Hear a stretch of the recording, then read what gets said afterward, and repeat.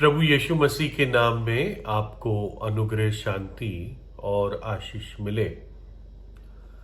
प्रभु यीशु मसीह ने कहा कि जो कोई पाप करता है वो पाप का गुलाम है। और कई लोग इस बात को मानते नहीं हैं, विश्वास नहीं करते कि वो पाप की गुलामी में है। लेकिन ये बात सच है, क्योंकि उन्होंने कभी भी आजाद होने की कोशिश नहीं की।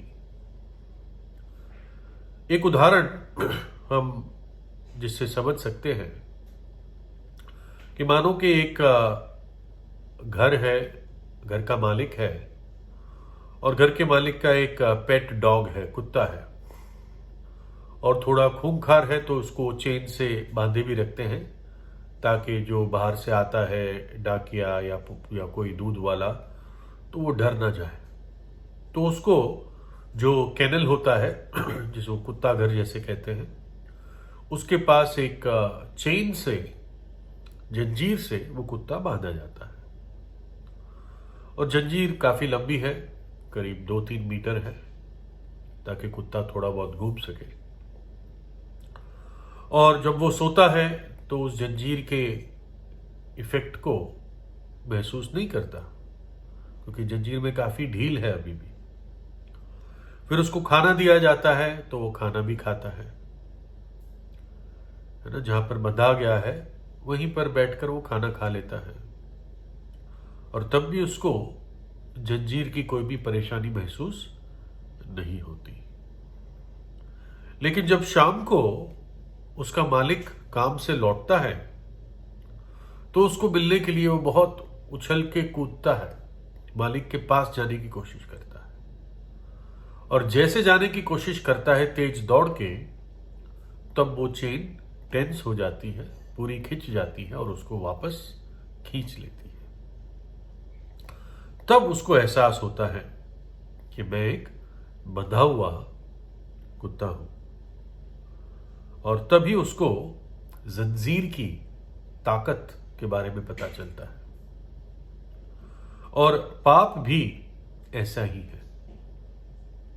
उससे निकलने की कोशिश करो, तब आपको पता चलेगा कि आप बंधे हुए हो, अगर वास्तव में आप बंधे हुए हो।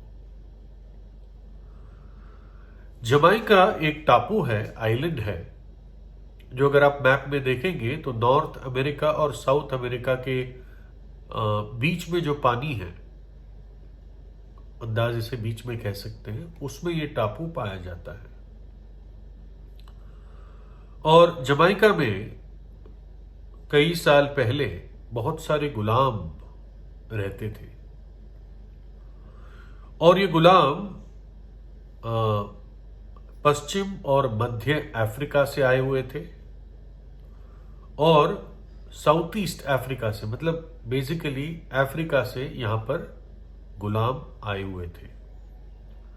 अब खुद तो नहीं आए हुए थे, लेकिन जो स्पेनिश लोग थे वो इन अफ्रीकी गुलामों को पकड़कर इस टापू पर लाए थे काम कराने के लिए। है ना, ये किसी को अधिकार नहीं है कि एक मनुष्य दूसरे मनुष्य को जबरदस्ती गुलाम बनाए। नौकरी करना अलग बात है, लेकिन गुलाम बनाना, उसके सारे अधिकार छीन लेना, ये एक पाप है। तो स्पेनिश लोगों ने ये जमाइका में अफ्रीकन स्लेव्स को परिचित किया, और गुलामों का व्यापार होता था उन दिनों में। और ये 1500, 1600, 1700 ईस्वी, इस पीरियड में ज्यादा रहा। और करीब 1 से 2 करोड़ अफ्रीका के गुलामों को अपने देश से निकाला गया, अलग अलग जगहों के लिए। और जमाइका में 6 लाख अफ्रीकी गुलाम बसाए गए। और ये पीरियड था 1533 से लेके 1807 ईस्वी के बीच का। लेकिन 1807 ईस्वी के बाद गुलामी खत्म होने लग गई। कारण क्या था कि ब्रिटिश संसद में, पार्लियामेंट में गुलामों के व्यापार पर बैन लगा। और जब गुलामों के व्यापार पर बैन लगा तो जमाइका में भी अब कम गुलाम आने लगे और 1808 तक, एक साल में ही पूरी तौर से गुलामों का व्यापार एबॉलिश किया गया, पूरी तौर से रद्द कर दिया गया। और इससे गुलामी ही 1834 में पूरी तौर से बैन हो गई। मतलब गुलामी एक गुनाह हो गया। और उस 1834 के 4 वर्ष में ही जमाइका के सारे गुलाम आजाद हो गए, यानी 1838 ईस्वी में। और जिस रात वो उनकी आजादी की घोषणा हुई कि अब से कोई गुलाम नहीं होगा, तो उन्होंने क्या किया?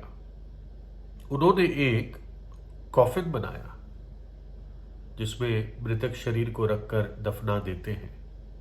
आई थिंक हिंदी में ताबूत कहते हैं। तो उन्होंने महागनी लकड़ी का एक कॉफिन बनाया और एक कब्र खोदी। उस डब्बे में, कॉफिन में, उन्होंने जिन जिन चीजों से उनको सताया जाता था गुलामी में, उन चीजों के एक एक पात्र रखे, जैसे कि चाबुक, और जिन लोहे से उनको मारते थे, जिन लोहों को गर्म करके उनके शरीर पर दाग लगाते थे या चिन्ह लगाते थे कि ये गुलाम इस मालिक का, जो खुरदुरे कपड़े उनको पहनाए जाते थे, पुरुषों के, स्त्रियों के, और जिन जगह उनको काम करना पड़ता था ट्रेडमिलों में, वो सामान, हथकड़ियां, ये सब उन्होंने उस डब्बे में रख दी, शव के डब्बे में। शव नहीं था कोई। और फिर उसका ढक्कन बंद करके उसको कीलों से सील कर दिया। और जैसे रात के 12 बजे उन्होंने इस डब्बे को, इस कॉफिन को, जो सील्ड था, जिसके अंदर पुराने गुलामी के सारे चिन्ह थे, पात्र थे, औजार थे, जिससे वो सताए जाते थे, वो उन्होंने कब्र में उतार दिया और उसको मिट्टी से ढक दिया, है ना।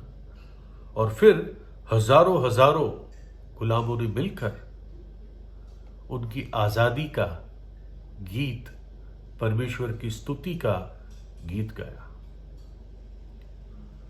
और प्रभु यीशु मसीह भी ऐसे ही एक पापी को पाप के बंधन से आजाद करता है।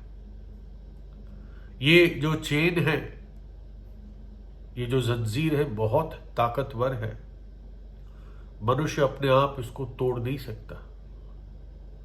प्रभु यीशु मसीह स्वयं इस धरती पर मनुष्य बनकर आया और हमारी पापों की सजा अपने ऊपर लेते हुए कलवरी के क्रूस पर अपना प्राण दे दिया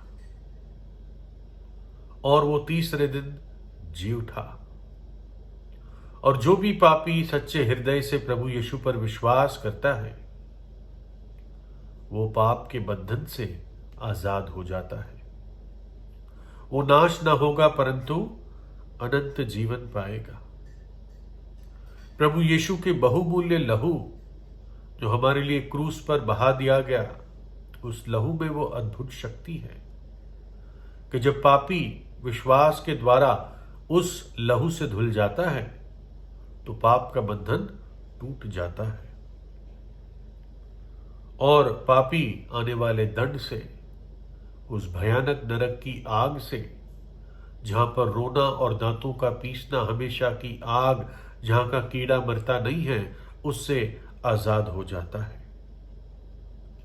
और ये स्वतंत्रता प्रभु यीशु हरेक उस पापी को देता है जो विश्वास से अपने दिल की गहराई में प्रभु यीशु के पास आता है ना? किसी धर्म से कोई मतलब नहीं है, एक विश्वास की बात है। आप भी उन गुलामों की तरह परमेश्वर की स्तुति का गीत गा पाएंगे। लिखा है, और उसने मुझे एक नया गीत सिखाया जो हमारे परमेश्वर की स्तुति का है। बहुतेरे ये देखकर डरेंगे और यहोवा परमेश्वर पर भरोसा रखेंगे। वो आपके मुंह में एक नया गीत डालेगा। पाप का बंधन बहुत ताकतवर है, पाप का बोझ बहुत भारी है। प्रभु यीशु कहता है, हे बोझ से दबे और परिश्रम करने वाले लोगों, मेरे पास आओ, मैं तुम्हें विश्राम दूंगा। तो आज ही इन बातों पे सोचिए, प्रभु यीशु पर विश्वास कीजिए। प्रभु यीशु क्रूस पर अपना बलिदान दिया और वहां पर उसने अपने प्राण दे दिए। वो दफनाया गया और तीसरे दिन जी उठा। जो कोई उस पर विश्वास करता है, उसके पाप मानो के दफना दिए जाते हैं और प्रभु यीशु के साथ वो एक नए जीवन में जीना शुरू करता है। तो प्रभु यीशु आपको आशीष दे।